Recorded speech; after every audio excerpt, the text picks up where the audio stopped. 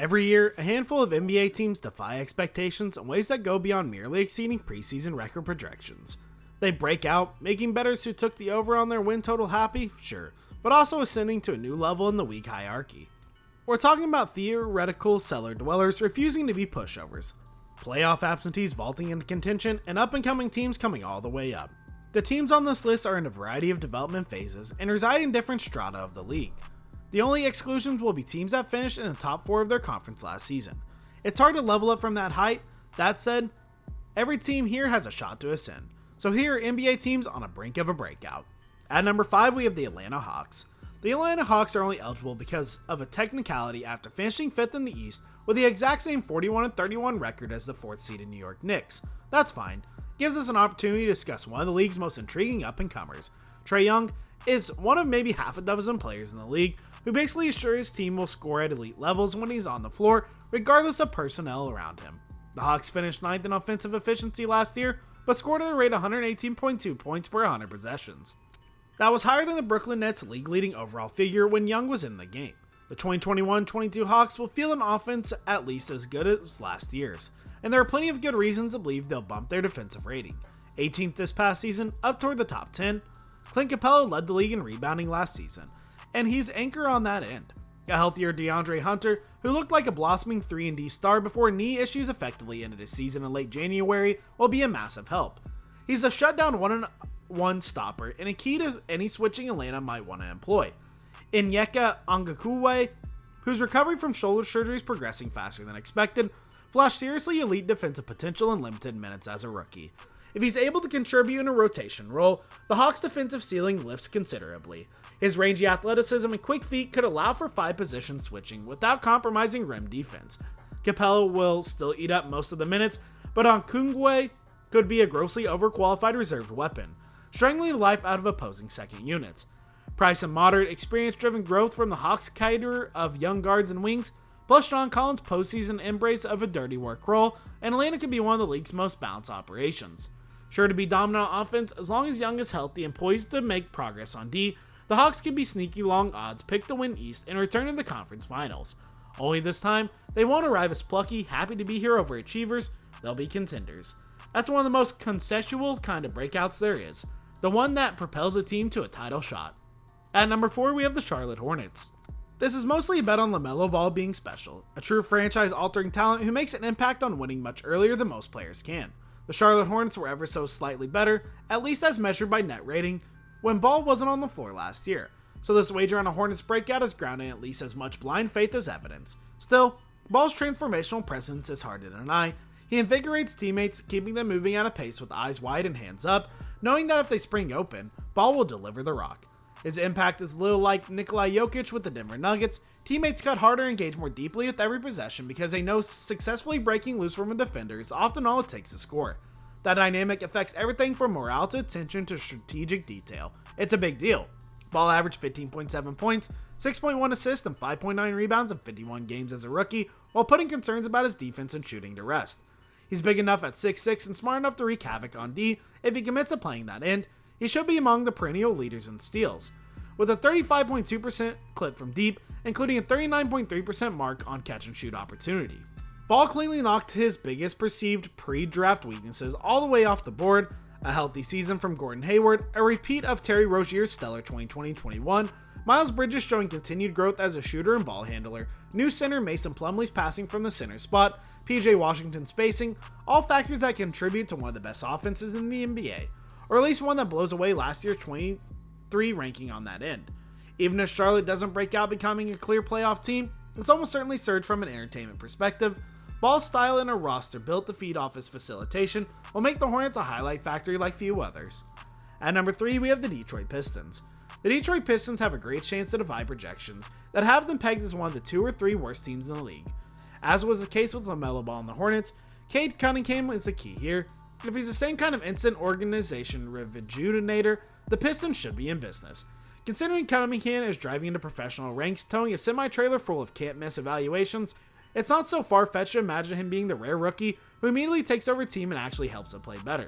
Even if Cunningham is only a break-even first-year player, the Pistons have a couple of guys in their second go-around who figure to be much better than that.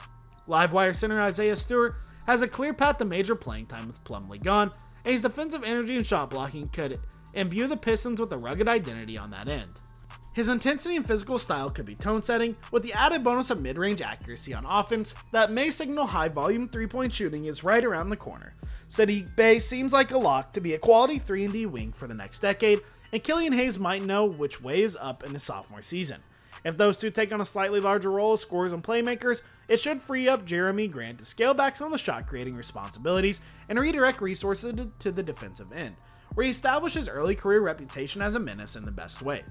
Is Detroit going to be a playoff team? Probably not, but sticking around in the play-in race for the bulk of the season would shock most forecasters, and that's a real possibility with a young, underrated roster, as long as they don't tank late in the year. At number 2, we have the Golden State Warriors. The Golden State Warriors were 15-50 2 years ago and missed the playoffs this past season, but if everything goes right, they could find themselves in the Western Conference Finals, which means the finals are a legitimate possibility, which means a title is also in play, or at least 10 steps too far down the most optimistic path for a team that heaps the downside of concerns. Among them, Steph Curry could get hurt, which would basically drop the curtain on the season. Klay Thompson could give them nothing after 2 years off, Draymond Green's lack of shooting could get worse, Andre Iguodala might be washed, the kids, James Wiseman, Jonathan Kuminga, and Moses Moody, may all look overwhelmed, Jordan Poole might crumble under the weight of a massive playmaking expectations as the only guy not named Steph Curry who can reliably create shots off the dribble, the bench could stink. Clearly, the Dubs are a mile from a sure thing, but think of this as a positive flip side. Curry played like an MVP last season and could do it again, the time alongside a version of Thompson who could return to 80% of the peak and trend upward as the year progresses. If Green's defense holds, and he logs more minutes at center, with Juan Toscano Anderson also earning spot minutes in that role, Golden State could spend the bulk of the season using the small lineups that drove last year's 15-5 finish. If one of two of Wiseman, Kuminga, Moody triumvirate can help the rotation, if Otto Porter Jr. is healthy, if Iguodala has 10 good minutes in him every other night, if Poole's a real deal he appears to be, well, this is a very dangerous team. With one more championship experience to lean on the most, and one that could capitalize on a Western Conference that feels much less punching than usual. Lastly, excuse the small sample, but we know with the high level of certainty that the Dubs can put combinations on the floor that'll work well. Curry, Green, and Poole posted a plus 19.5 net rating in 165 minutes last year. Throw Thompson and either Iguodala or Andrew Wiggins in there, and you've got a 5-man group that should dominate at the end of games. The Warriors were the 5th best defense in the league last year, and it won't take much to get the offense up toward the top 10 as long as Curry stays relatively healthy. While understanding how many variables separate the Warriors from true contention, you just can't rule out a return to that status. Call it a re-breakout for the 3-time champs. At number 1, we have the Portland Trail Blazers. We had some compelling lineup data in case for a Warriors breakout, and we're going back at the same well for the Portland Trail Blazers. This team was beyond a handful with Damian Lillard, CJ McCollum, Norman Powell, Robert Covington, and Jusuf Nurkic on the floor together last season, running up an obscene plus 14.2 net rating with that personal grouping. That quintet only logged 784 possessions because of injury and Powell's midseason arrival via trade. It should see more time this coming season. Numbers and lineups aside, the Lillard trade noise is less intrusive now with the superstar expressing commitment to the team.